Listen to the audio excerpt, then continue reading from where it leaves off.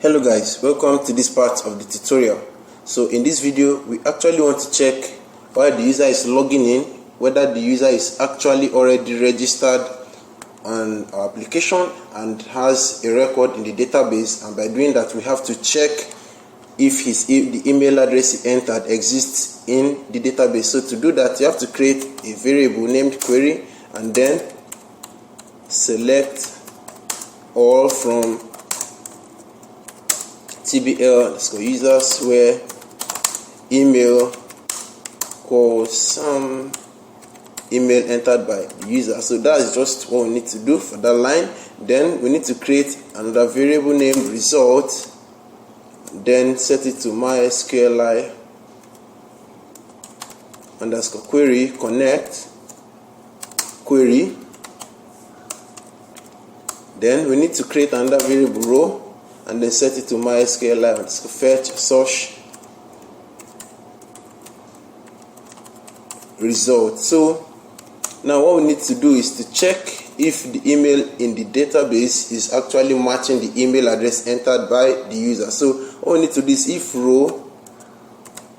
row email matches equals to email entered by the user, then and only then should we proceed. Then on this line we now know that yes, okay, the user actually has a record in the database. Now we need to check if the password he typed matches that very record he is trying to log in to. So this is how we do that. So if password verify else, so what we need to do, we just need an if and an else part. So if password verify, so the password the user enters, if it matches the hashed password in the database, so row password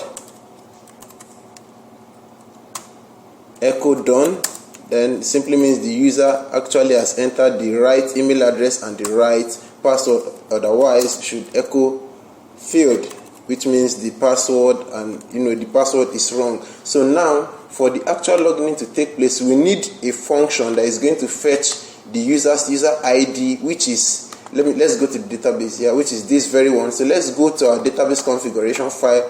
This is our database underscore connection.php, and then create a function. So let's create a function and then name it get user underscore ID. So we need two arguments, connect and then email. So we are going to be fetching it by the email address. So we are going to create a query here.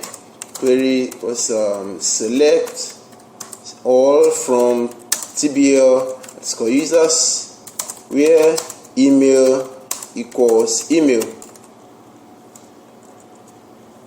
where email equals email. So then we have to create a variable named result and then set it to MySQLi underscore query and then set it to connect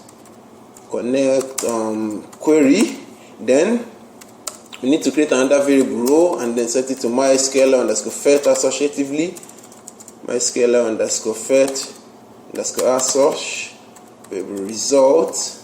And then what we need to do is to instruct the function to return the row of the user's ID. So it's going to, this function is just to generate the user's unique user ID. So we just have to copy this and then it's not what we need to actually get out is the ID of the user, and we name that ID. So if you've made this mistake, just go ahead and delete the user and the underscore. So let's go back to our server.php file and then create a session.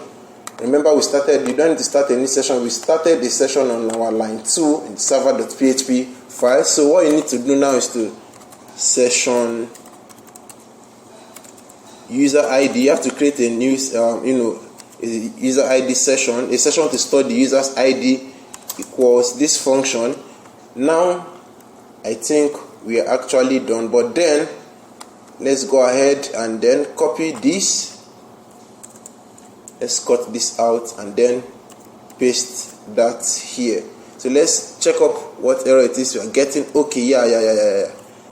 Put a dollar with an underscore, and that's how you do it. So dollar underscore session user ID equals get user ID. So let's go ahead and try to log in. So let's refresh Let's refresh. So our password is 123456 and then marktoday2@gmail.com. So we go ahead and refresh the login form and then put this 1 2 3 4 5 6 7 and then click on sign in now. And you see we've been taken to our users.php page. Alright, congratulations to you if you successfully built your app to this very level. So what we now need to do is, now we are logged in. To be sure that we've logged in, let us go ahead and go to the users.php file so that you get to know that we are actually logged in now into the chat application. So what you need to do is to echo this, echo $_session user_id. But before you save and go to refresh your users.php page, you need to start a session. You actually need to start a session on this inside this file. So session start. So you've actually started the session. Then we go ahead and then refresh. You can see the one. So let me just go ahead and make it to be kind of bolder. So let me just wrap that in the heading 1, HTML heading 1 tag, and then enclose that here so that you can go ahead and see what we actually have here.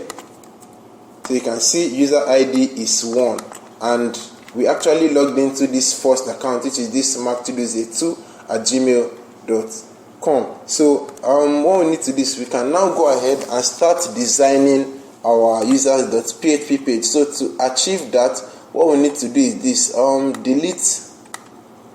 delete this line. Go ahead and delete this line. Then let's just write a little code to kind of secure this page. So if not is set $_session, if not is set session user_id, then we should redirect the user to the login page, header location login.php. So what this small line is actually doing is trying to protect this page from trying to keep out users that are actually not logged in, so that they won't be able to access this very users.php page. So now we can go ahead and start designing our users.php page. But to do that, I'm going to actually be ending this very video, and then I'm going to start a new screen record again for you guys to be able to watch and then follow that. So thank you for watching this very video, and bye.